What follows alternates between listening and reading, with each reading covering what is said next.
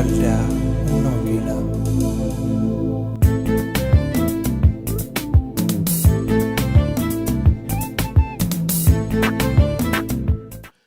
Galanni ulfinni siifatoo yaa Waaqayyo. Yooti dubbatte hin dubbatin eenyutu siin jedha. Yooti dheekkamuu barbaadde hin dheekkamin eenyutu siin jedha. Yooti gorsuu barbaadde hin gorsin eenyutu siin jedha. Yoo barsiisuu barbaadde hin barsiisin eenyutu siin jedha. Yeroo hundumaa bara hundumaa keessatti dhaloota hundumaaf sagalee qabda. Ati hin dubbatta, ati hin hiikta, ati hin fayyifta. Eenyu keessaan akka dubbattu immoo namni si hin filu, situ filata. Gaafa barbaaddu daa'imatti dhimma baata. Gaafa barbaaddu harreetti dhimma baata. Gaafa barbaaddu dhagaa cabsitee keessaan saba kee soorta.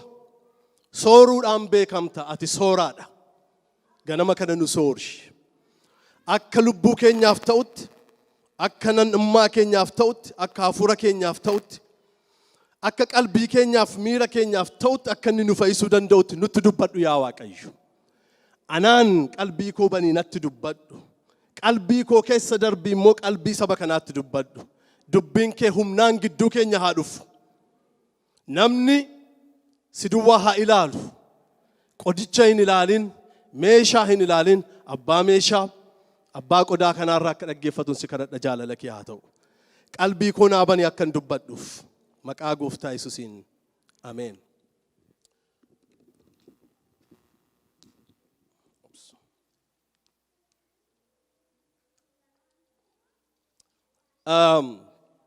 Maqaan Waaqayyoo haa ulfaatu. Har'a maal irratti dubbadhaa?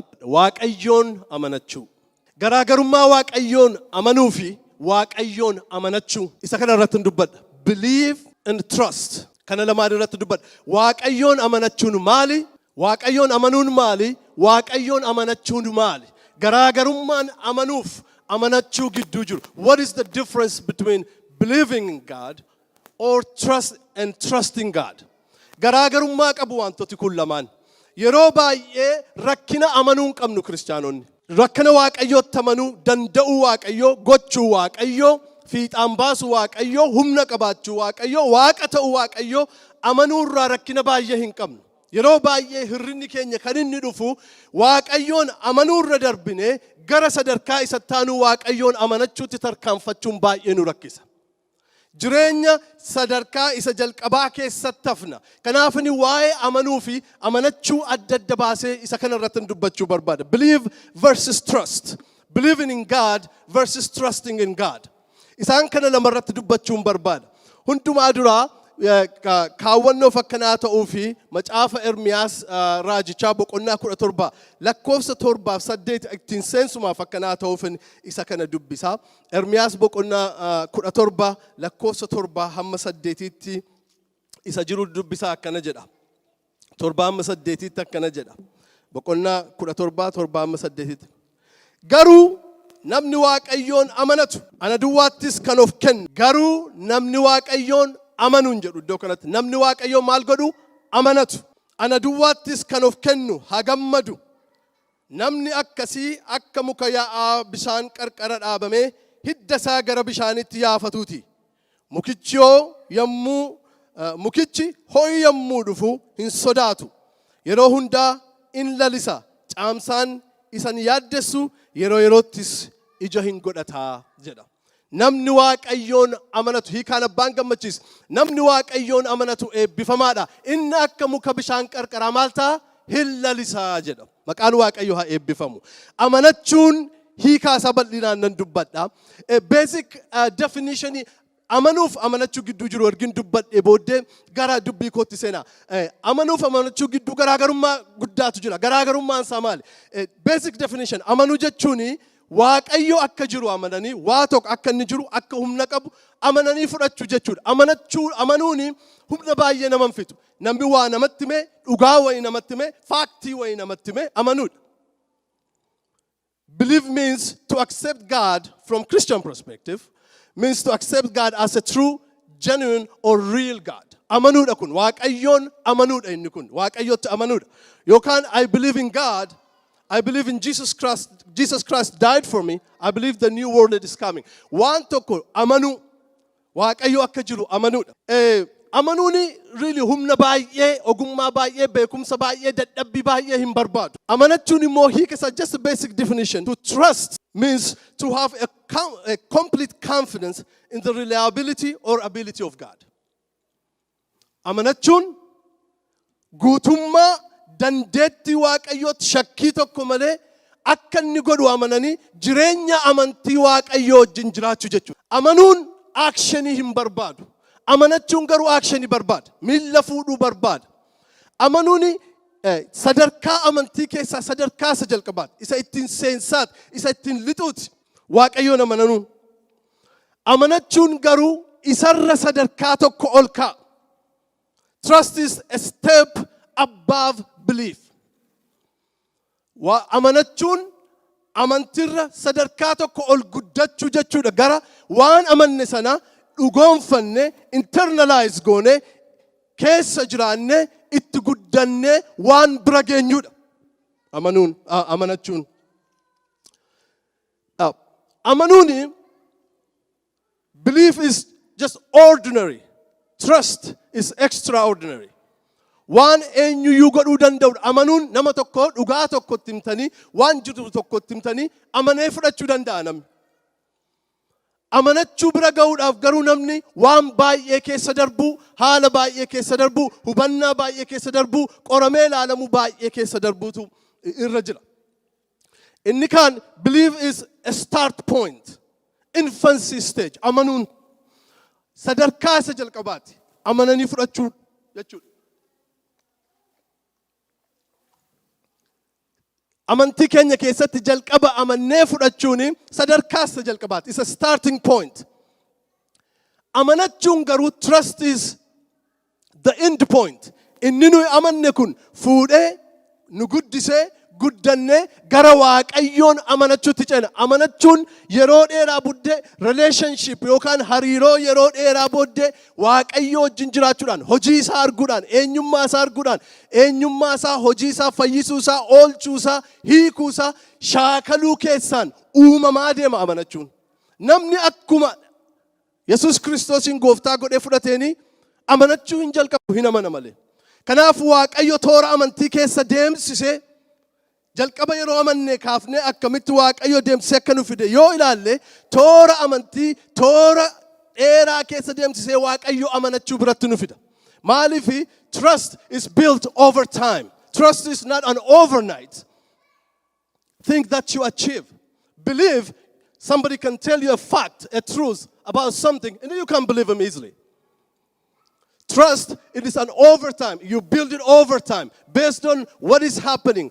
If that person kept his promises, if you want to trust somebody, somebody has to over time prove that they are trustworthy.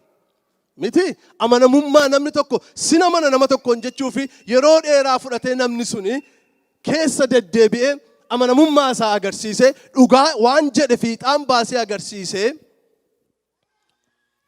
amanamummaa isaa isin biratti uummachuu danda'utu irra jira. Belief is not time tested. Amanuun waan yeroon qoramee bishaatee ilaalame miti.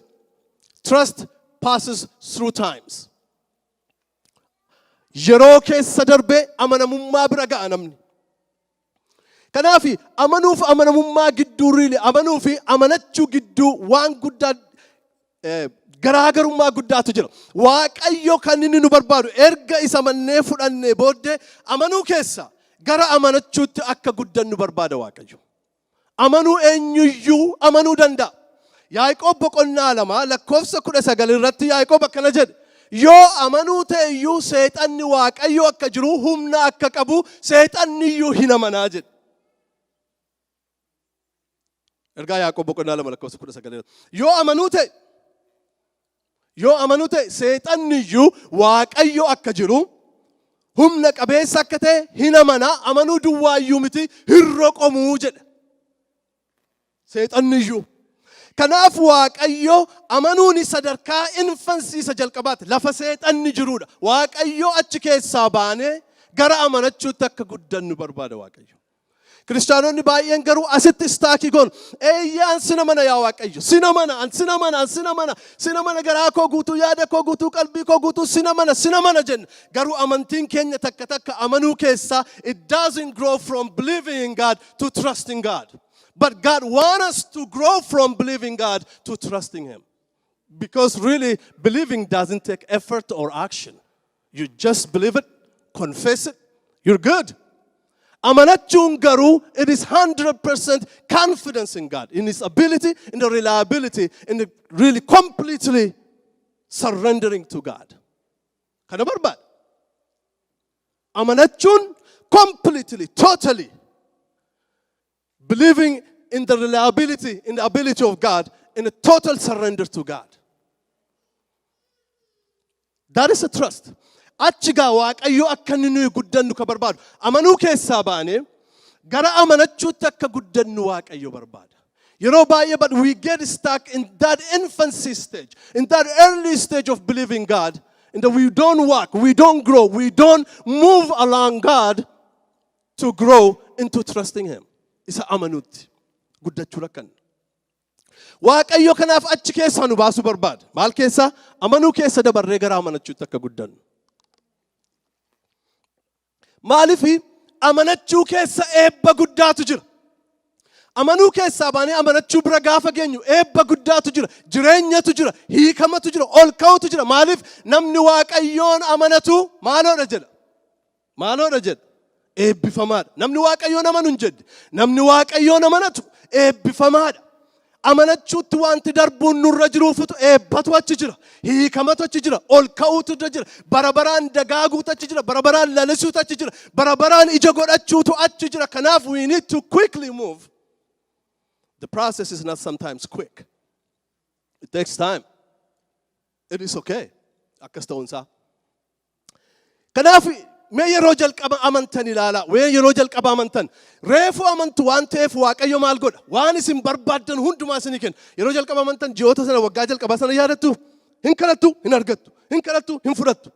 Seexaneeffattu hin ba'a. Dhukkubsataa kadhattu hin fayyu. Gammachuu isa biyyaan jire keessa seentu. Maaliif isinitti kenna amma isin amansiisuu barbaada Waaqayyo waan ta'eef isinumatti kenna isinitti kenna. Bartoota iyyuu isa kanaam. Gadi baanee seexana maqaa kee hin baafne kashakkashaa'ullee gammachuudhaan lafa jiran ergamoonni. Maaliif it is early in that infancy stage when humni Waaqayyo guutummaa irratti kan irratti gad dhufe Waaqayyo waan guddii isaan keessaan hojjetaa ture.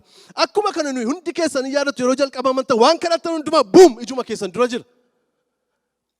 Hin kadhattu asuma jiran funaantu, hin kadhattu asuma jiru, hin fuutu namni iyyuu sin qabuu hin danda'u nama akka keessan iyyuu aman iyyuu hin jiru gaafa sana. Miti Waaqayyo akka itti shaakalsiisa. Isa booddee immoo maal gochuutti ka'a Waaqayyo. Amma hin kadhattu asii fuutu, hin kadhattu asii fuutu. Amma Waaqayyo gaafa amanuu keessaa amanachuutti sin guddisuu barbaadu ishee sila amma miilluma keessan jala buusu amma immoo xinnoo achi hiixatee kaa'uu jalqaba Waaqayyo. Maal jalqabe yeroo sana Waaqayyo? Amanuu keessaa gara amanachuutti sin geessuu waan barbaaduuf. Amma immoo achi darbe taakku achi dheeressee immoo ka'a. Hin kadhattu maanni gooftaa akka kaleessaatti dafee naa deebi'uu dee'atte eessa jirtaa gooftaa? Asan jira xinnoo mashee fuulduratti siqii fuudhii siin jira. Akkasiin fuulduratti deemtan deemsa amantii sin barsiisudha. Faana amantii fuudhuu barsiisuu jalqaba ga'a. Faana amanuu keessaa faana amantiif amanachuutti sin guddisuu gaafa barbaadu achi hiixatee kaa'utti ka'a. Fuulduruma keessan jira garuu. It's right there. Maal gochuu barbaadamma asuma keessaa gammaduu fi ililchuu keessaa faana amantii fuudhuu akka barbaadan akka isin irra jiru fuudhuu barbaada. Kanaaf achi butee ka'a. Reefu isin haniimuunii amanuu keessaa fixxanii ji'a ja'a yookaan waggaama tokko. Kaan ijuma jaatti jalqabaan. Isa xinnoo jajjabaate ji'a sadiittuun jalqabaa. Isa kaan immoo waggaatti jalqaba. Waggaa tokko guutuun kashii akkashiisa haniima muunii nyaachisa gooftaan dhunumatti kenna. Kana isin gaafata sana itti kennaa. Isa malee namni hin jiru waldaa keessaa iyyuu nan qabinaa jedha. Yeroo sana immoo fireenii qabuu jalqaba Waaqayyo. Egaa amma amanachuutti ceena amma bashabbashteetta xinnoo amanachuutti deebina achi butee ka'a. Gooftaa kun maal akka kaleessaatu torban buluutti kaate amma maalatoo ji'a buluutti kaate bushuumatti ka'a gaafa inni kadhatu achi butee ka'a. Amma immoo booddee fuulduraa milikseetu wanta inni kadhatee as dudduuba ka'a. Dudduuba ka'a fuuldura isaatti hin argu amma. Dudduuba akkas maksee kaa'eera. Maaliif? Faana amantii fuudhe. Faana amantii sun immoo yeroo hundumaa it's not straight. Maal qaba? Xinnoo ishee bitatti. Diverti gochuu barbaada guddachuudhaaf as dhossee ka'a. kadhatee iyyee maal gooftaa koo jedhee dhufee itti ba'a. Oo jirta daammayyuudha. Maal baraa jira? Amanamummaa Waaqayyoo baraa jira. You're learning how to trust God. When to trust God. Why you should trust God. Achi butee kaa massee kaa amma immoo asuma fuulduruma irraatu xinnoo massiisee kaa. Gaafa isheen isa giraajuweetii gootu immoo hojjetaama jira gooftaan. Maalirraa maalitti? Maalirraa maalitti? Amanuurraa amanachuutti geessaa jira. Amma immoo maal godha? Gaafa isheen kana buttee jettu fuuldura dhaqeetu balbala baneetu balbala dudduuba kaa lafa se'ee agarra. Si waan hin jedhamu. Eessa kaa immoo immoo fuuldurarraa massiiseera. Fuulduruma kaa ture. Fuuldurarraa massiise. Amma immoo girgiddaa dudduubaanii balbala qaba. Girgiddichi balbala qaba. Balbala qaba. Dagatinaasee dudduuba kaa. Inni iyyita gaama meerre waan tokko hin arguuf duratti yaa Waaqayyo. Maal hojjetaa jiran? Si barsiisaa jira. Si guddifataa jira. He's working with you to move you from believing to trusting Him.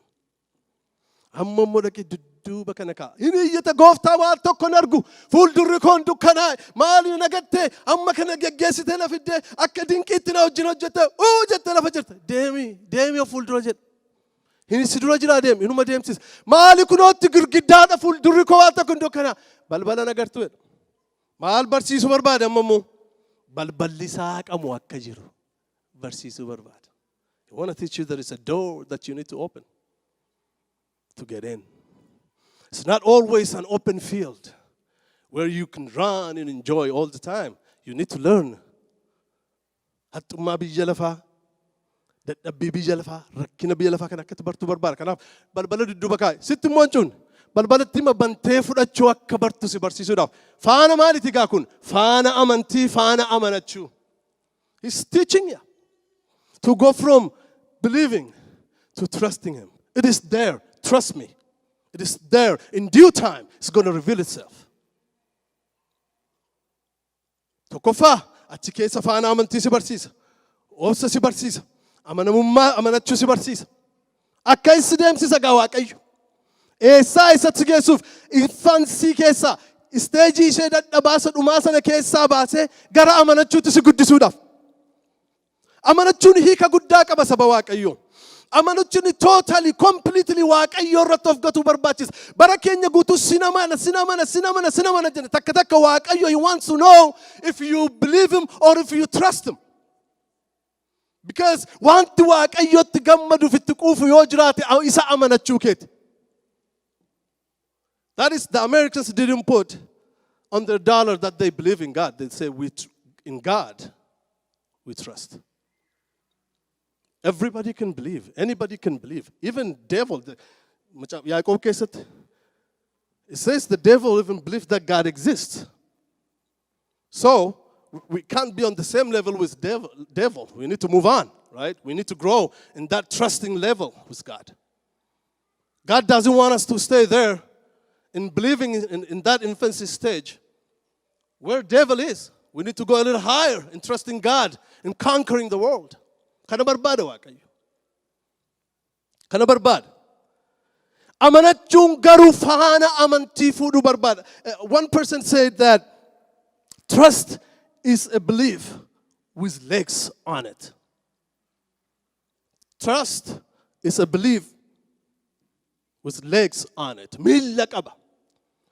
Amanachuun amanuu miilla qabuudha. Amanuu miilla qabu faana fuudhee deemuudha. Kanaachi amanuun ofii isaatii miilla hin qabu. Actioniin barbaadu. Unuma amantu. Kaanii waan biraa gochuun barbaadu. Eenan amanaa kun sirriidha jedhuma barbaada. Amanachuun garuu isa amanan sana fuudhanii itti amananii isa itti amanan sana amanatanii faana fuudhuudha. Faana amantii fuudhuudha. Isa barbaada. Amanuuf amanachuu gidduu garaagarummaa jiru sitti muuf seenaa tokko sinitti muun barbaada. It's a very well-known story about a guy called Charles Blandin. Charles Blandin jedhama namni kun nama French. Namni kuni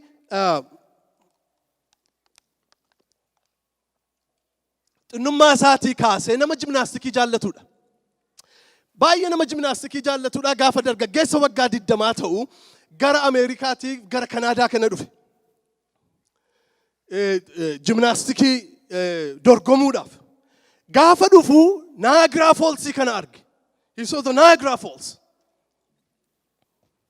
Niagara Falls kana gaafa argu Niagara Falls immoo namoonni argitanii beektan dhattanii visiitii namni godhee beeku. Yookaan picture sana margee beeku. Yamaarame gidaami namni baay'een hin beeku fakkaata. Niagara Falls kun as gara Kanaadaa kana jira. Bishaan baay'ee guddaa fi bishaan baay'ee humna qabu. Sagalee guddaadhaan sochoota barraa gaditti namuu gooda sana ammoo humna guddaadhaan bishaan baay'ee nama sodaachisudha. Gubbaa dhaabattanii achi gad agartu. Achi keessa tuurii gochuu dandeessu, viziitii gochuu dandeessu. Really bal'inni isaa akkasii dhundhuma 1,100 akka quarter of a mile jechuudha. Ruubii maayilaati. Bal'inni isaa. Gadi fageenyi isaa baay'ee gadi fagoodha. Gubbaa dhaabattanii yeroo gad agartan. Namni Charles Blandin jedhamu kuni akkasitti ilaalee hawwiin koo gaaf tokko kanarra gamada hidhee jedhe. Gamada gamaa kaasee amma gamasitti hidhee gamadarra deemee bishaan kanarra ce'uudhaa jedhe. Bishaanni kun ammam gadi fagaata sitti fakkaata? Dhundhuma 161 achi gadi. Gubbaa kana fooqii meeqaa jechuudha gadi fageenyi bishaan kana. Namni kuni isa kana irratti qophaa'aa ture. Irratti qophaa'ee dhundhuma 1,100 akkas gamadarra deemee ce'u. Gamadarra miila duwwaadhaan mukatti hin baalaansii of godhu qabatee beektumni warra tight rope irra warra deeman jechuudha. Isarra deemeen ce'aa jedhu. Isa kanaaf of qopheessee nama hundumaa waamee namichi kun waggaa 5 kaasee baay'ee kennaa kanaa qaba waan ta'eef kan isin dinqu gamadarra deemee dhundhuma 161 kan gadi fagaatu namni itti yaa'ee utuu inni kufee du'uu ilaala. Hin ce'a jedhee namni amanee dhaqee hin jiru. Anne yoo ce'ee fi kun taarikiidha yeroo jalqabaaf ta'e yoo du'e immoo utuu inni du'uu ilaala dhanii matti yaa'ee kumaatamaan namni yaa'ee dhaqe. Namichi kun irra deemee gamatti ce'e. Gaafa gama ga'u nama meeqaan keessan tamana deemee nan deebi'aa achi as yoo barbaaddanii jedhe. Amma gaa tokko waaqsi baamnaa isa lammaffaa siit ofitti farradee dhaqee jedhaniin. Namichi kun deebi'ee achi as deebi'e. Gamadarra deeme. Guyyaa adda biraa ammas namoota walitti waame. Asirra dudduubatti akka itti deeme nan ca'a meeqaan keessantu na amantu jedhe. Isa deengaddaallee fuuldura ilaalaa deemtee isa kana ofitti faraduu keetii garuu masii ilaallaa jedhan. Namichi kun dudduubatti irra deeme. Ce'e. Galaa ilaalaa Niagara Falls hammam akka fagaatuuf uursaan bishaanichaa akkam nama sodaachisu. Gubbaa dhaabatee warra gadi ilaaluuf isin sodaachisa uursaan bishaan sanaa isa gamadaa irra deeman miti. Gamadaam. Namichi kuni amma immoo yeroo adda biraa asirra istoofii fuudhee dhufee hanqaaquu oomleetii hojjetadhee nan nyaadhaa jedhe. Achirra taa'ee gamada sanarra. Kumaatamaan namitti yaa ilaale. Istoofii xinnoo fuudhee dhaqee gamadicharra kaa'ee gamadicharra dhaabbatee achirratti abiddatti qabsiisee hanqaaquu xibsee hojjetee gittim godhee nyaate. Kun maraatuu dhadhan. Amma immoo asirra miilla koo miti waa ofitti miilla kootti xaxee irra nan ce'aa. Ammas miillatti waa xaxee irra ce'ee namichi as deebi'e achi deebi'e irra deeme duuddaanii irra ciisee foqoqaa. Si'a meeqa irra deebi'ee namni kanaan booddee namni akka keen jiru hin dandeessaatiin gootaati cimaadhaatti jedhan. Si'a manna eeyyee si'a manna. Isa booddee guyyaa tokko asirra immoo karooraa oofaanan ce'aa naman tu'e. Karooraa beektu mini? Biyya ayiraa karoora jennan maal jettu isin? Karooraa maa? Karoora beennadhaa yookaan hin beennudhaa? Karooraa ishee keetti bari dhagaatti hin guuran beektaa biyya keenya. Gaaris jedhaa karooraa jennan ishee akka itti kaa'ee gommaa fuulduraa qabdu dhagaarra kaa'anii hin guuran. Ishee achirra oofaanan deemaa hin amantu jennaan eeyyee hin amannadhan. Amma immoo dhagaatti guuree namichi karooraa ofeerra ce'e. Amma immoo dhagaatti guutee dhagaatti fe'ee irra oofaanan ceesisaa gamatti hin amantu jedhe. Eeyyee hin amanna si'a meeqa keessa deddeebitee nutti agarsiiftee dandeettii kee mirkaneessiteetta hin amannaa jedhan. Dhagaatti fe'ee ce'e.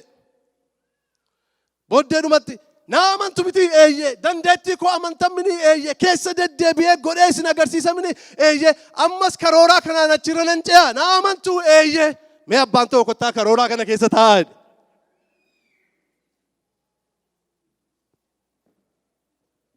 Over time maal godheera namichi dandeettii isaaf cimina isaa mirkaneesseera. Mirkaneesseera moo mirkaneessin irra deeme hanqaaquu irratti xabbasee nyaate doddaan irra foqoqe karooraa irra kaayee oofe amantii isaanii iyyuu ol kaasuudhaaf dhagaa karooraatti fe'ee keessa kaayee dhagaa sana namatti miijanuu numa dandeessu.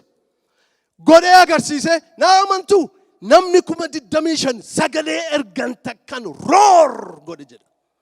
Eeyyee si amannati. Keessa geddeebitee gootee nu agarsiifteetta si amanna gaafa jedhanii. Mee volontiiriin tokko karooraa kana naaf seenuu nan ceesisaa jedhe.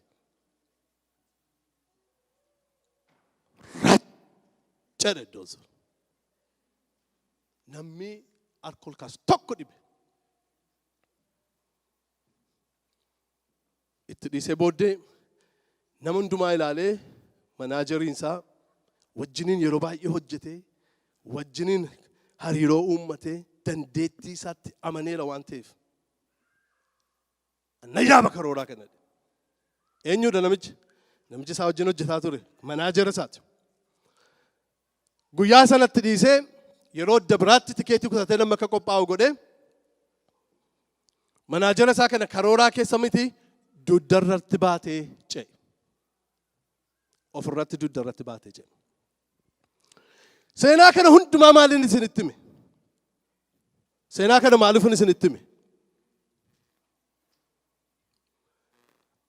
Namni 25,000 keessa deddeebi'ee namichi dandeettii isaa agarsiisee walga'ee iyyeera.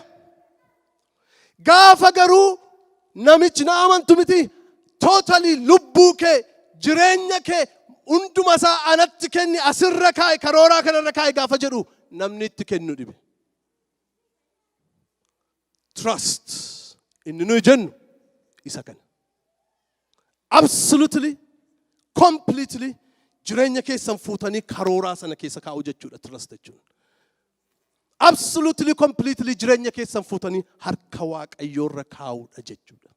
Trustiin kana amanuudhuma. Trustiin garuu waan hin fakkaanne kana hundumaa keessatti harka guutummaa xaxattanii eeyyee gootee na agarsiifteetta.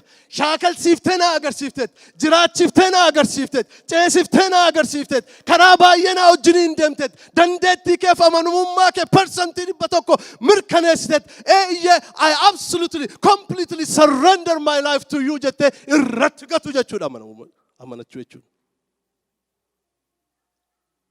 Meeqaan keessantu ka'aa jira? Karooraan sun harka waaqayyooti. Duddi namichaa dudda waaqayyooti. Will you let him? Amanachuu jechuun akka kana. Walgeenyee iyyuu dandeenya si amanna yaa waaqayyo. Si amanna hundi keenya amma walgeenyee. Amanachuu bira gaafa ga'u garuu rakkina guddaa keessa seena. Akkas jedheedhu namichi tokko. Namichi tokkotu kufee kilifii wayirraa kufee gamadaan rarra'ee hafe. Jalli isaa kun qiliileedha.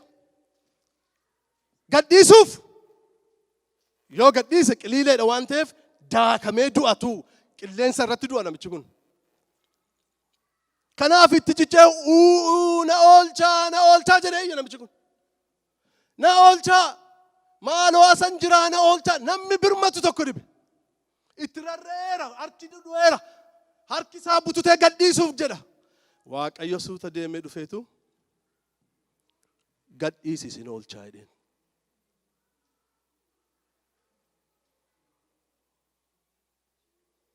Maal godhe deeni? Qabattee oolteettaa kottu ilma koo jedheen fune maal jedhee Waaqayyo? Galatatti hirachuun barbaadu kaa Waaqayyo. Gadhiisi isin oolchaa jedheen. Namichi wayyoo namni biraa dhala sana jiraa jedhee iyyuutti fufee jedhan. Waaqayyo akka nuti gadhiifnu barbaada. So that we build the higher level of trust with God. You gotta let go and let God. Gadhiiftee absolutely waaqayyo irratti akka gadhiifte. Gamadaaf waaqayyootu na oolche akkati jettu waaqayyoon barbaadu. Isinii galaayi? Gamadaaf gamadatitti rarra'ee immoo waaqayyo naa dhufe akkati jettu hin barbaadu waaqayyo. Maal barbaada ree? Nan gadhiisa na oolcha. Yoo na oolchuu ta'es immoo itti dhiisu. Akka Misaaq Saadraak Abdiineego. Na oolcha waaqayyo akka na oolchu beeka. Yoo na oolchu ta'es it is fine with my soul. It's fine with me. waaqayyo akka oolchu nana mana nan gadhiisa yoo nan oolchu ta'es homaa miti akkati jettu barbaada waaqayyo. That is the trust level that God want to take you to. The trust level. Trust gochuutu nurra jira waaqayyo. Namni waaqayyoon amanatu eebbifamaadha. Akka muka bishaan qarqaraa bara baraan lalisaidha. Amanachuun kun sadarkaa kana qaba. Sadarkaa nuyi amma haasa'aa jirru kana barbaada. Amanannaa sadarkaa akkasii barbaada waaqayyo. Attamitti amanachuu kana bira geenya gaa. Amanachuun kun hariiroo yeroo dheeraa keessa dhufuutu irra jira. Kiristaana waggaa 20 waaqayyo wajjin jiraate taatanii relationship yookaan hariiroo waaqayyo wajjin qabdan sanaani amanuu keessaa gara amanachuutti hin ceene yoo ta'e karaa amantii deemsa amantii deemaa hin jirtan ammayyuu jechuudha. Hariiroo irraa dhufa. Trust builds over time. Akka namichi karooraadhaan irra deddeebi'e maal godhaa ture? Amantii namoota kanaa guddisu. Hamma isaan of amananii karooraa sana keessa seenanitti. Garuu namni ammayyuu eessa ture namni? Dandeettii isaatti amanuu, lubbuu isaaniif jireenya isaanii garuu isatti amanuu dadhabu. Amanachuu jechuun isa kana trust is that. Takka takka jireenya keenya kana waaqayyotti laanna yeroo baay'ee nu rakkisu. Yeroo mijatummaa waaqayyo harkaa fuuna. Waaqayyo yeroo hundumaa akka nuyi trust isa goonu barbaada. Haala hundumaa keessatti waaqayyoon amanachuu jechuun guutummaa keenya waaqayyotti gannee amanachuu keessaa eebba argamu, jireenya argamu, hiikama argamu, bara baraan lalisuu, bara baraan dagaaguu, bara baraan akka muksa bishaan qarqaraa lalisuutti nu geessa amanachuun. Maaliif gara sanatti hin guddannu? Jireenya keenya completely geeddara waaqayyoon amanachuutti guddachuun. Completely. Sababni isaa isa garaansaa cimsee si amanatu sababi inni sitti of kennatuuf ati nagaa guutuudhaan in eegdaa jedha Isaayaas 26:3 irratti. Isa kam? Isa garaansaa cimsee maal si godhu? Si amanatu. Isa garaansaa cimsee si amanatu sababi inni sitti of kennatuuf namni waaqayyoon amanatu completely waaqayyootti of kennata. Waaqayyo immoo maal godha? Nagaa guutuudhaan in eegdaa. Nagaan keessan guutuu akka ta'u barbaada. You gotta rise your trust level. Waaqayyo wajjin. Nagaan keessan guutuu akka ta'uuf.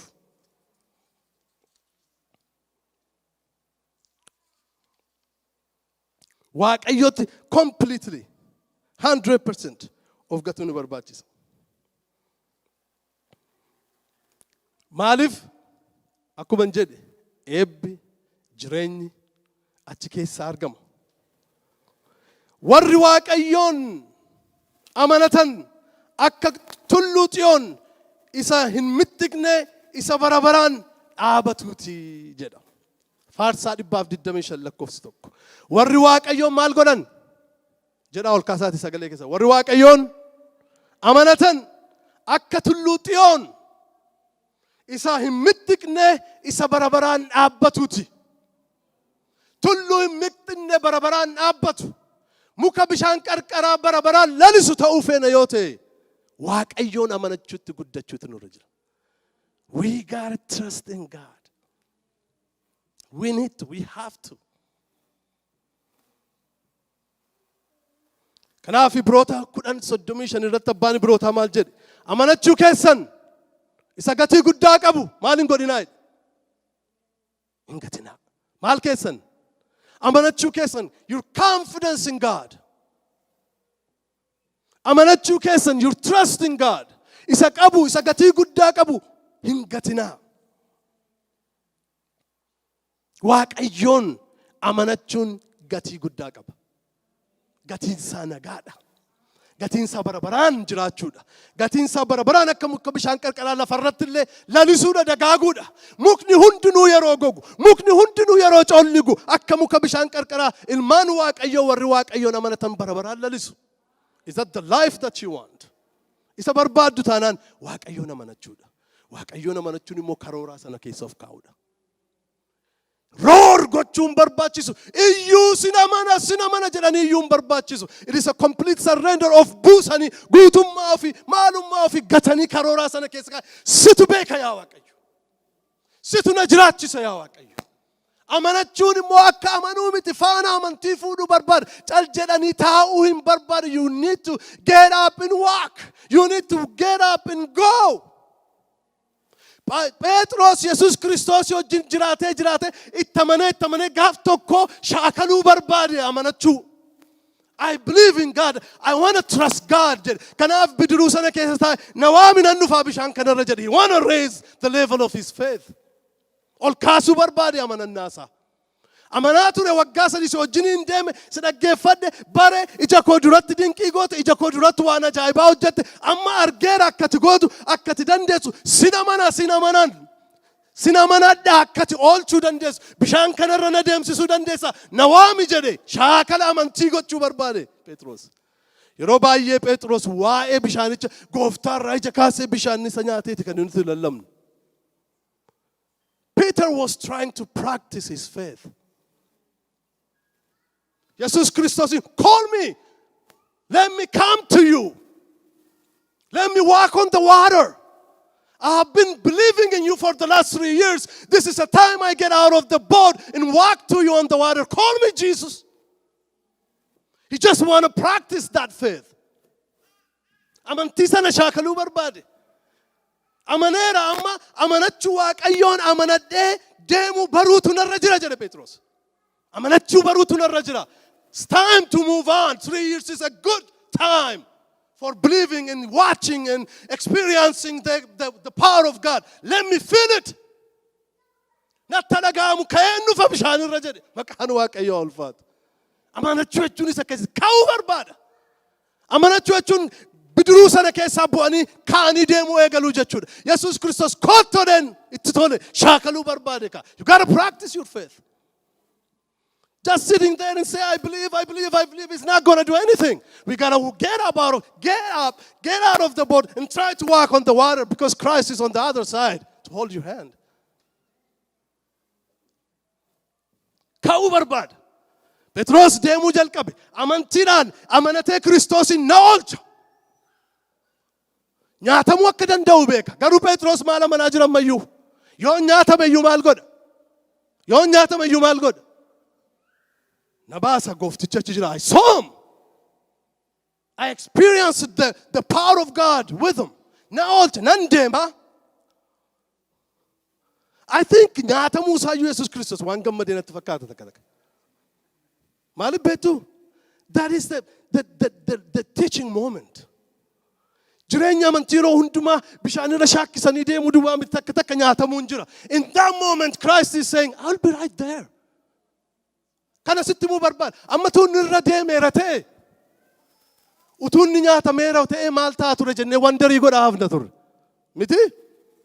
Yaada hafna turre. Utuunni nyaatame Kiristoosii amantii dhabuu keessa nyaachise gaa dhaqi ittiin jedhamoo qabee baasa jennee wandarii godhaa turre hafna turre. Amma garuu yeroo inni nyaatamus I think Christ enjoyed that fact. Akkasinatti fakkaatanaan. Because he want to show walk in faith. Trust in me. If things happen, I'll be right there to hold your hand. Harka kee qabuuf achan jira. Ka'aa deemaa. It doesn't matter utuu deemtanii yoo kuftan. It is all okay with God. Ka'aa deemaa. Amantiidhaan faana fuudhaa. Hojiidhaa faana fuudhaa. Jireenyaa faana fuudhaa. Gaa'elaa faana fuudhaa. Ijoolleedhaa faana fuudhaa. Ka'aa deemaa amanachuudhaan. Trust in God and get up and walk. Get out of the boat and go. He is right there. Kiristoos achi jira, is right there. Akkati kuftuyyuu barbaada maaliif ka'uun akka jiru sitti agarsiisuu barbaada. Takka we are afraid and scared of failure. It's okay to fail. It's okay to fail. Trusting God and fail, that's fine. It's okay. It's okay with God. He's a father. He will lift you up. He will bring you back. Dhugaa isitti ma deebisee sin fida gooftaan. Jajiin godhuma akka inni kun hin kufte bakka isheen hin baate mana gooftaa kee. No! Inni si. It is you. Isa kan faradu si. Kan quba qabu so Kiristoos harka qaba. Ati qubatti qabdan harka qaba. That's how he does. Trust him. Na itola jireenyi Petros. Shaakaluu barbaada amantii keessan. Hojiitu isin dhibbisa yoo ta'e, let it go. Kan biraatti harka hiixadhaa Kiristoos. Achuma jira achuma si fuusisa. Jireenya yoo ta'e, gaa'ela ta'e, just get up and move with Christ. Waaqayyoof galanni haa ta'u. Warri Waaqayyoon amanatanii akka tulluu Xiyoon isa hin mittiqne isa barabaraan dhaabatuuti jedha. Ermiyaas sana baay'een jaallata. Namni Waaqayyoon amanatu eebbifamaadha. Ticichaa kanatti namni Waaqayyoon amanatu maaloodha? Eebbifamaadha. Gaaraantiidhaan muka bishaan biraa barabaraan goguu hin danda'u. Hidda isaa gadi yaafataadhaan. It's just gadi yaafata bishaanitti achi gadi. Nothing will deter him from growing. Nothing will stop him from growing. Maalifi hidda isaa bishaanitti gadi yaafata. The root deep into the water will never dry. It will bear fruit forever. That is what it means to trust in God and living the life of faith.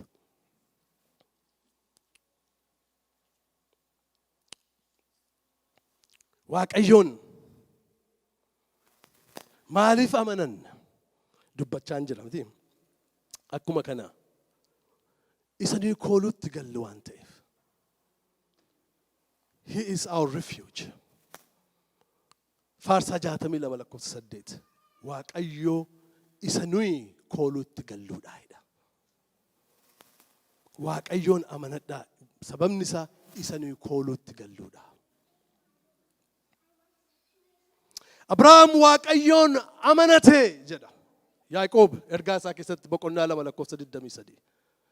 Abrahaam Waaqayyoon amanate innis maalitti lakkaa'ameef? Tola ta'e qulqullummaa ta'e lakkaa'ameef. Waaqayyoon amanachuun tolaaf qulqullummaatti namaa lakkaa'ama.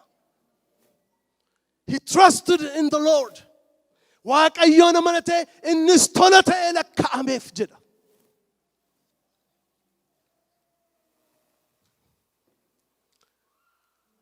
We need to grow from believing in God to trusting Him in every aspect of our life. He got everything in His hand.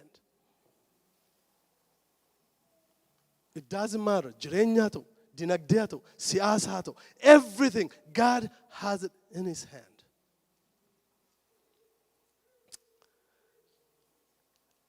I was reading how the American currency, when and how on American currency the word in God we trust started printing. And I read a little bit of the story about it. Yomi Maalif horii isaanii in God we trust. Ka jedhu kana maalif kaawwatanii jedheetanii ilaalaa ture. Innaa kun kan inni ta'e bara 1955 keessa there is a Florida congressman, Representative Charles Bennett nama jedhamu. Isatu introduce godhe biiluu kana the resolution into the House. In God we trust. Isa jedhu currency Amerikaa kanarra taa'utu irra jira. Jedhee seera kana barreessee fidee Congressitti dhiyeesse, the House of Representatives to dhiyeesse. He's the Florida representative. Maal jedhaa? Kun horii keenya irratti barreeffamee taa'utu irra jira jedha. Maaliifii jedhanii gaafannaani? It would serve as a constant reminder that the nation's political and economic fortunes were tied to its spiritual faith. When he was asked on the House floor, why do we need to make a resolution on this to print in God We Trust on American currency. He said, I want this to be a constant reminder for the nation that our political and economic fortune is tied to our spiritual faith.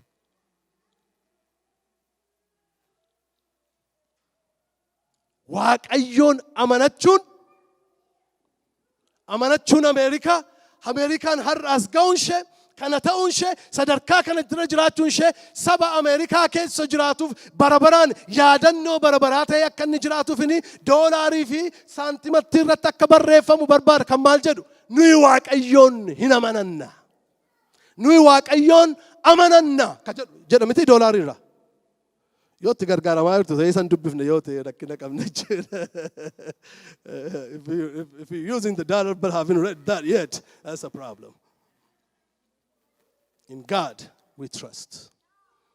He wanted that to be a constant reminder. Yaadannoo yeroo hundumaa ija uummata Ameerikaa dura taa'u, saba Ameerikaa kee jiraatu dura taa'u akka inni taa'uun barbaada. Maaliif? Waaqayyoon amanachuun keenya guddina siyaasaaf, guddina dinagdee biyya keenyaatiif bu'uura. Sababa kanaafani resolutionii kana dhiyeessa jedhe. Both House of Congress approved it anonymously. Guutummaa walii galaan sagalee guutuudhaan resolutionii sana dabarsan. Maalifi? It is a constant reminder that our economic and political fortune is tied to our trust in God.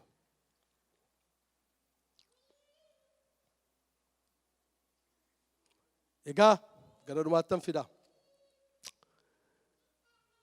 Maaliif akka Waaqayyoon amanannu isinitti meera?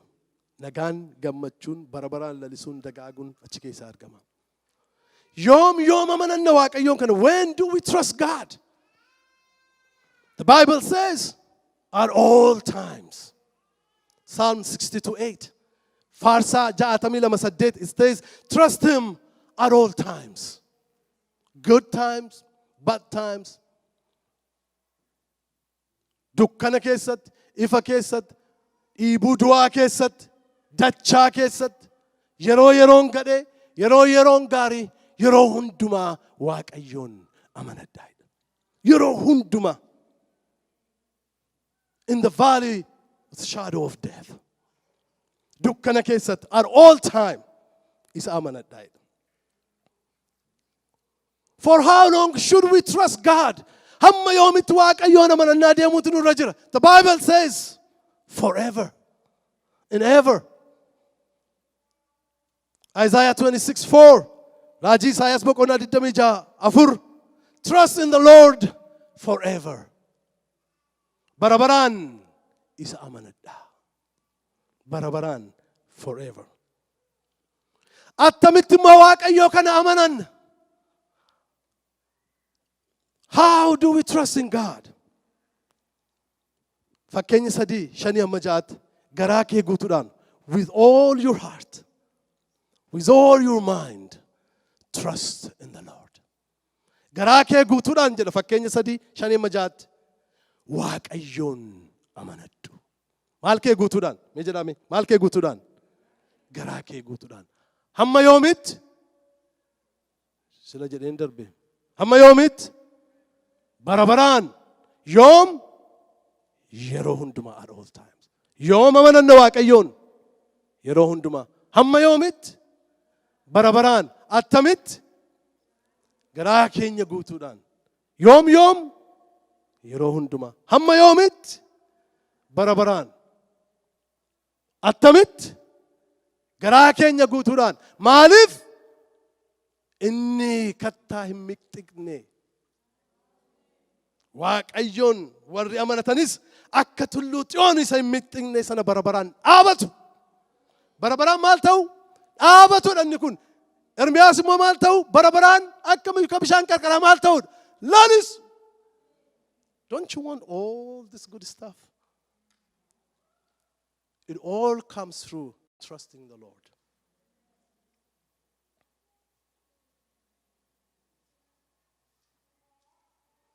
Gaarummaa nu quubsuuf kan hundumaa nutti hima Waaqayyo. Trust in him. waan hundumaa isa harkatti gata.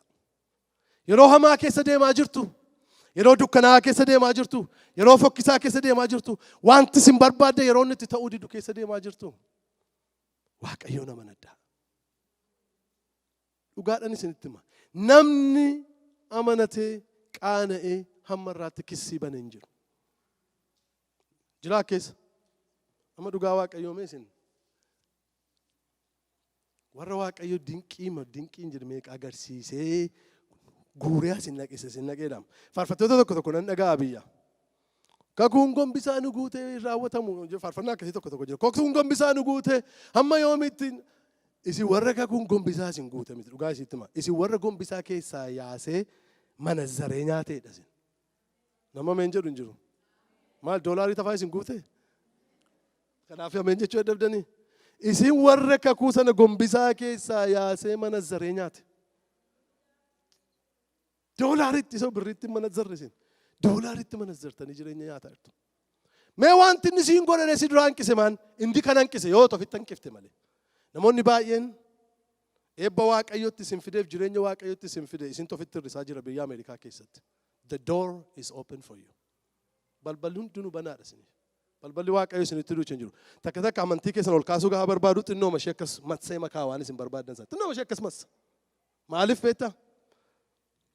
Wanti nuyi kadhannee inni nu dhowwate baay'een jira. Waggaa 15 dura. Mee duddubaddee biyaa ilaalaa. Utuu waan sun isinii ta'eera ta'ee eessa jirtu har'a. Waan gadhee meeqa kadhannee waaqayyo nu oolche. Achi keessatti immoo ogummaaf obsa nu barsiise waaqayyo. Galagallee ilaallee waaw. Utuun akkan si kadhadhe sana yeroo sana gooteetta ta'e gudii ta'eera silaan. Wanti nuyi jennu meeqatu jira? Hin jiru?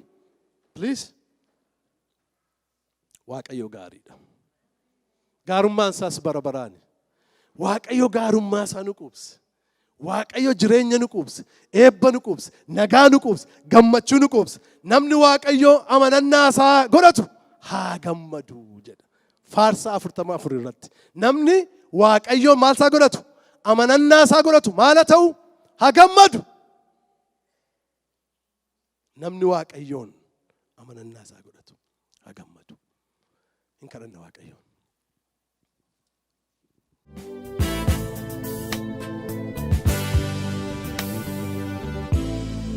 waldaa